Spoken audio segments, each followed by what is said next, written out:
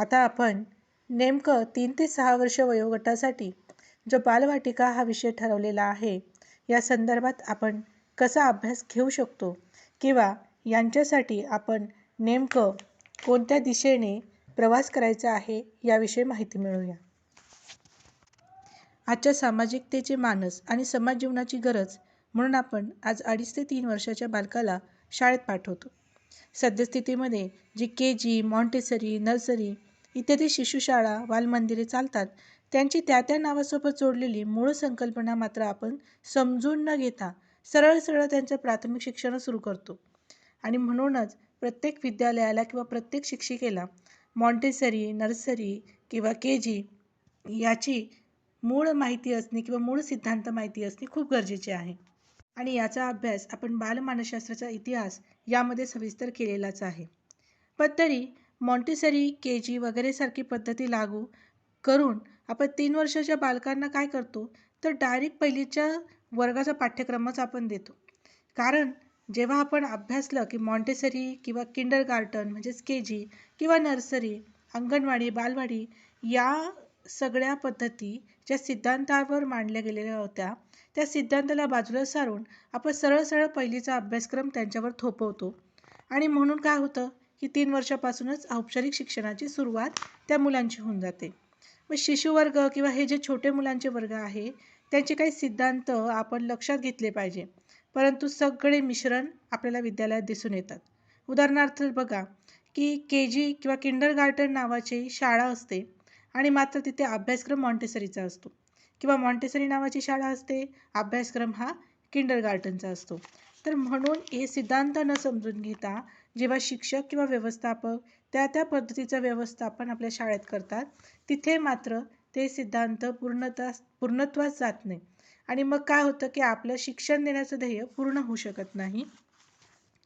मग आता आपल्याला जर बाल शिक्षणाचा विचार करायचा आहे, तर नेमकं कोणत्या दिशेने जायला पाहिजे? तर बघा, बालवाटिकेत 3 ते 6 वयोगटातील बालक समाविष्ट असतात. हे तर आपण अगोदरपासूनच अभ्यासत आहोत. या वयातील शिक्षण कसं व्हायला पाहिजे? तर NEPने पण काय सांगितलंय की या वयामध्ये संस्कारनिष्ठ आणि अनौपचारिक असं शिक्षण असावं. त्याचबरोबर ते बालकेंद्रित असावं आणि विज्ञाननिष्ठ असावं. या सगळ्या गोष्टी या बालशिक्षणात आलं पाहिजे. आणि याचा सगळ्यात मोठा सार म्हणजे हे शिक्षण आनंददायक असलं पाहिजे. मग आनंददायक कधी होईल?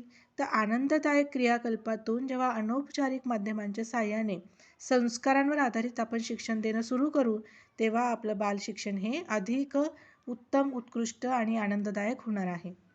मग अनौपचारिक आणि बालकाच्या आनंददायी क्रियाकलाप म्हणजे काय? तर क्रियाकलाप म्हणजे क्रियात्मक असं शिक्षण, म्हणजे आपण त्याला आता म्हणतो की ॲक्टिव्हिटी बेस्ड स्कूल किंवा ॲक्टिव्हिटी बेस्ड टीचिंग असं आपलं असायला हवं. मग हाच आपला मुळात बालशिक्षणाबाबतचा उद्देश आहे, हेतू आहे असं आपण म्हणू शकतो. मग आता या बालशिक्षणाचा मूळ उद्देश सांगताना जर एकाच शब्दात सांगायचं असेल किंवा एकाच वाक्यात सांगायचं असेल, तर आपण काय म्हणू शकतो की बालविकास म्हणजेच समग्र विकास. समग्र विकास घडवणं हेच बालविकासाचे किंवा बालशिक्षणाचा मूळ हेतू किंवा उद्देश आहे असं आपण म्हणू शकतो. मग यामध्ये समग्र विकास म्हणजे नेमकं काय? तर यामध्ये सगळ्याच गोष्टींचा समावेश होतो. म्हणजेच काय की त्याचं चारित्र्य संपन्नता, त्यानंतर त्याचा क्षमता विकास, त्याच्या विकासाची विविध क्षेत्र आपण अभ्यासली, त्या सगळ्या क्षेत्रांचा विकास, या सगळ्या गोष्टी याच्यामध्ये किंवा या घटकामध्ये, या हेतूमध्ये समाविष्ट आहेत. मग आता या उद्देशाचा जर आपण विस्तार केला, तर विस्तारामध्ये पहिला महत्त्वाचा घटक काय येतो? तर या बालकाचा त्याच्या जीवनाचा घनिष्ठतम अनुभव काय आहे, तो अनुभव त्याला देणे आणि त्यातून शिक्षण देणे. म्हणजे उदाहरणार्थ बघा की एखादा बालक आपल्या मातेच्या गर्भात असतो, त्यावेळेपासूनच खरं तर त्याचं शिक्षण सुरू होतं. आणि म्हणून तर आपण म्हणतो ना की मातेने आनंदी राहायला पाहिजे, म्हणजे बाळाचं पोषण चांगलं होतं किंवा बाळही आनंदी राहतं. याचं काय कारण आहे? तर याचं उत्तम उदाहरण आपल्या पुरातन काळामध्ये पण दिसून येतं की अभिमन्यूचं जर आपण उदाहरण बघितलं, तर त्या उदाहरणावरून आपल्या लक्षात येतं की गर्भावस्थेत सुद्धा बालक आपल्या मातेचं आणि आपल्या आजूबाजूच्या असणाऱ्या सगळ्या लोकांचं ऐकत असतं आणि त्याचा परिणाम त्या गर्भावर सुद्धा होत असतो. म्हणजेच काय की हे शिक्षण गर्भावस्थेपासूनच सुरू होतं आणि मग त्याचा जीवनाचा घनिष्ठतम संबंध आहे तो कुठून सुरू होतो, तर त्याच्या जी भ्रूणावस्था असते किंवा बीजावस्था आपण म्हणूयात, बीजावस्था नंतर भ्रूणावस्था आणि नंतर गर्भावस्था, या जन्माच्या पूर्वी असणाऱ्या अवस्थांपासूनच त्याच्या विकासाची प्रक्रिया सुरू झालेली असते. मग यामध्ये दुसरा घटक जर आपण बघितला तर तो काय आहे, तर संस्कार आणि चारित्र्य निर्मिती. बऱ्याचदा बालवाटिका किंवा शिशुशाळा असतात, तर यामध्ये चारित्र्य संपन्नता आणि संस्कार या विषयाला कसं शिकवायचं किंवा मुलांमध्ये या बाबतीतला बदल कसा घडवायचा याविषयी खूप प्रश्न असतात. तर मग आता याच्यासाठी काय करायचं, तर फार सोपं आहे. तर जर आपल्याला संस्कारक्षम असे बालक तयार करायचे असतील तर आपण त्यांना काय काय देऊ शकतो, तर आपण आपल्या पूर्वजांची ओळख त्यांना सांगू शकतो आणि त्यांच्यापासून प्रेरणा देऊ शकतो. मग त्यामध्ये आमचे पूर्वज कसे होते, तर पराक्रमी होते, शूर होते, गुणवान होते, ज्ञानी होते आणि विभिन्न कला विपूर्ण होते, त्यागी होते, सेवाभावी होते, भक्त, तपस्वी इत्यादी कल्याणाची कामना करणारे होते. मग अशा सगळ्या महापुरुषांची, आपल्या पूर्वजांची त्यांना माहिती होणे गरजेचे आहे.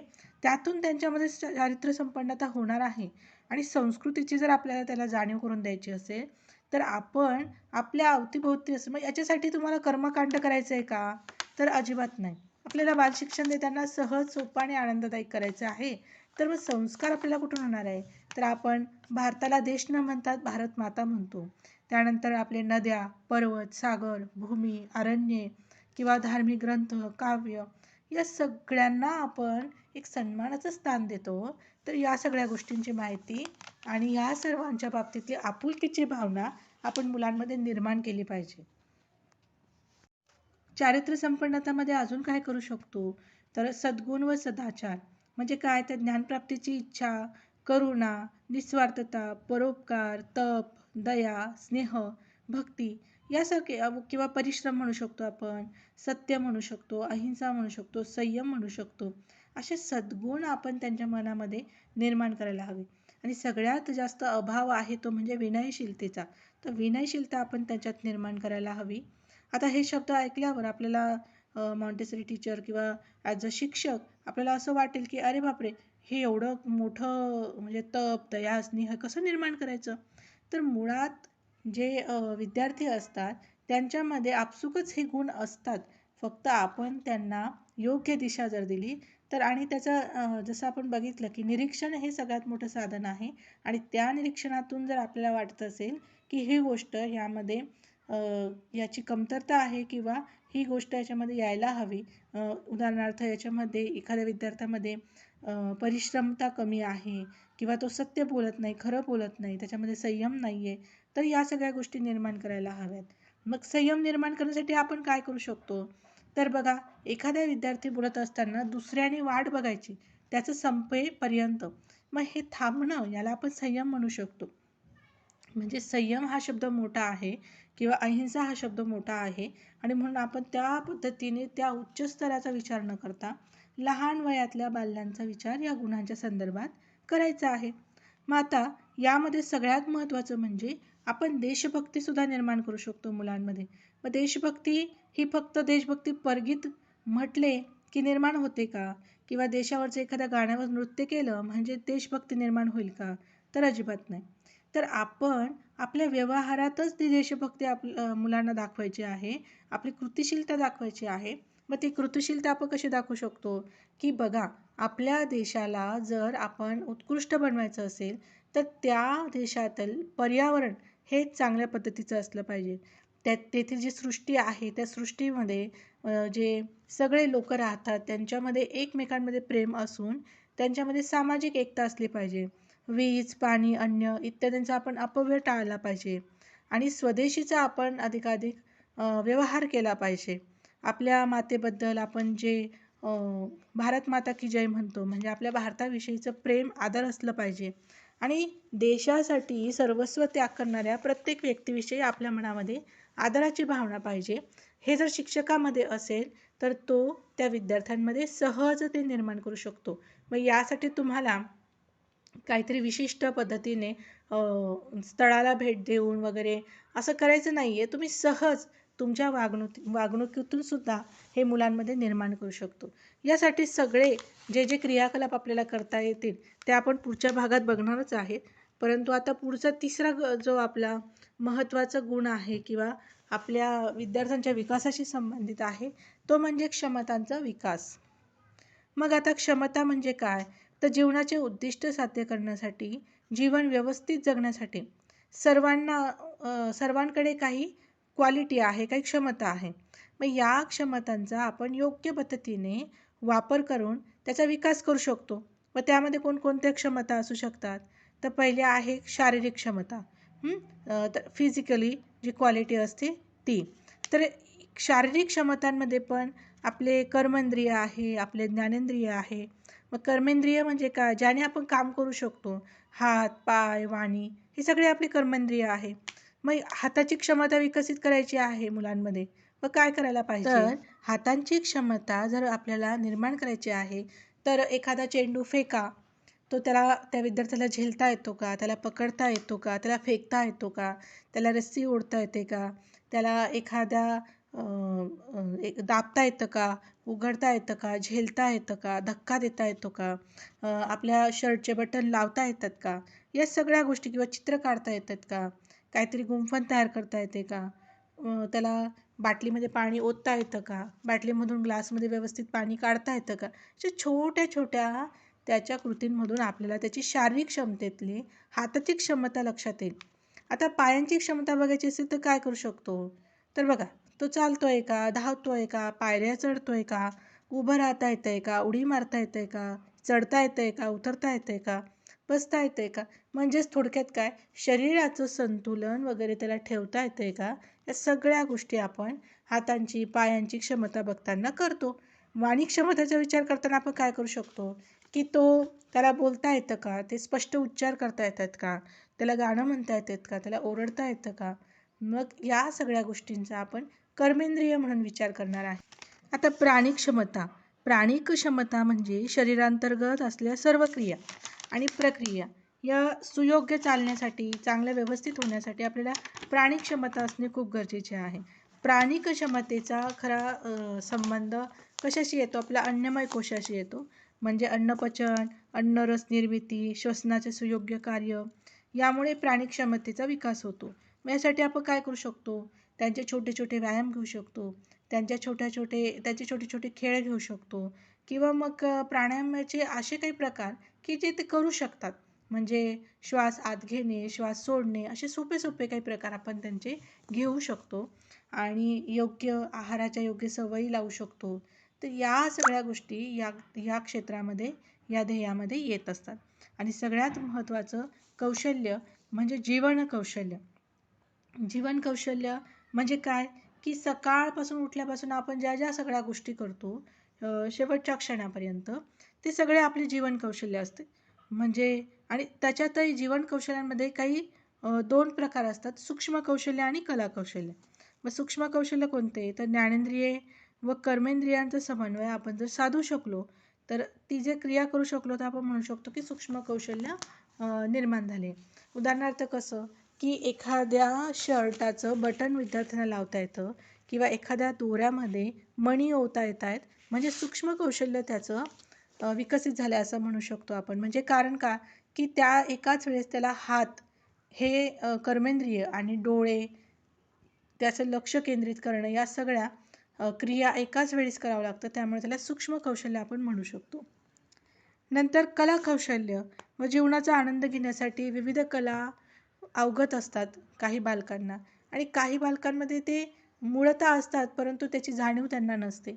मग ती जाणीव निर्माण करणे, त्यांच्यामध्ये नेमक्या कोणते कलागुण आहे, कोणते कलागुण विशेष आहे यांचा शोध घेणे आणि त्यांच्या कलागुणांना प्रेरणा दिली, या सगळ्या गोष्टी यामध्ये येतात. आता त्यांच्या मानसिक क्षमता आपण बघूयात. तर मानसिक क्षमता, बौद्धिक क्षमता हे एकमेकांशी सहसंबंधित असे घटक आहेत. मग मानसिक क्षमतेमध्ये काय काय होऊ शकतं? तर जसं एखादा बालक किंवा एखादा व्यक्ती विचार करत असतो. मग त्याचं आपण म्हणतो की माझ्या मनाने हे म्हटलं, तर मन तर आपण काही दाखवू शकत नाही, पण कुठेतरी विचाराची प्रक्रिया चालू असते. एखादी इच्छा आपल्या मनामध्ये निर्माण होते, एखादा आपण संकल्प करतो. हे सगळं मनोमय कोशातल्या काही क्रिया आहे आणि मानसिक क्षमतेशी निगडीत आहे. बौद्धिक क्षमतेचा विकास जर आपण बघितला तर बालकाचा 89% कमीत कमी 89% विकास, बुद्धीचा विकास हा वयवर्ष 6 पर्यंत होऊन गेलेला असतो. मग विचार करा, यासाठी आपल्याला किती महत्त्वाची भूमिका आपली आहे. मग यामध्ये काय काय करू शकतो आपण? त्याचा बौद्धिक विकास जर चांगला उत्कृष्ट व्हायला हवा असेल, तर स्मृती व धारणा, निरीक्षण, परीक्षण, तुलना, विश्लेषण करणं, संश्लेषण करणं, तर्क करणं, अनुमान काढणं, एखादी कल्पना मांडणं किंवा एखादा निर्णय घेणं, या छोट्या-मोठ्या गोष्टींची शिकवण त्यांना विविध प्रसंगांतून मिळावी, याचे अनुभव त्यांना मिळावे यासाठी आपण प्रयत्न करायला हवे, जेणेकरून त्यांची बौद्धिक क्षमतेचा विकास हा होत असतो. तर आत्मिक क्षमता म्हणजे आता आपण आत्मिक क्षमतेकडे वळूयात. तर आत्मिक क्षमता म्हटल्यानंतर आपण म्हणतो की आता यामध्ये काय शिकवायचं? तर खूप सोपं आहे. एकमेकांविषयी वाटणारं प्रेम, तर एकमेकांसाठी केलेला त्याग. म्हणजे बघा, जर एखादं चॉकलेट बालकाने घेतलं आणि ते एकच चॉकलेट आहे, तर अर्धं तू घे आणि अर्धं मी घेतो. म्हणजे अर्ध्या चॉकलेटचा त्याने त्याग केला सहज. कशासाठी? तर आपल्या मित्रावर किंवा आपल्या मैत्रिणीवर असलेल्या प्रेमासाठी किंवा त्यांच्याशी असणाऱ्या आपुलकीसाठी. तर हे प्रेम, त्याग, समर्पण, एकाग्रता, त्याची नवनिर्मिती, इमॅजिनेशन पॉवर, या सगळ्या गोष्टींचा आपण विचार करायला हवा आणि त्या दृष्टीने त्यांच्यासाठी विविध उपक्रम, विविध क्रियाकलाप घेऊन त्यांच्या आत्मिक क्षमतांचा सुद्धा आपण विकास करायला हवा. तेव्हाच आपली जे बालशिक्षणाचे उद्देश आहे त्याची पूर्ती होणार आहे. तर आज आपण आपल्या बालशिक्षणाचा खरा उद्देश काय आहे त्याला विस्तृतपणे समजून घेतलं. आता पुढच्या तासिकेला आपण बघणार आहे की या उद्देशपूर्तीसाठी कोणकोणत्या क्रिया आपल्याला करायच्या आहे, कोणकोणत्या ॲक्टिव्हिटी आपल्याला घ्यायच्या आहेत. तर आता आपण इथे थांबूयात. धन्यवाद.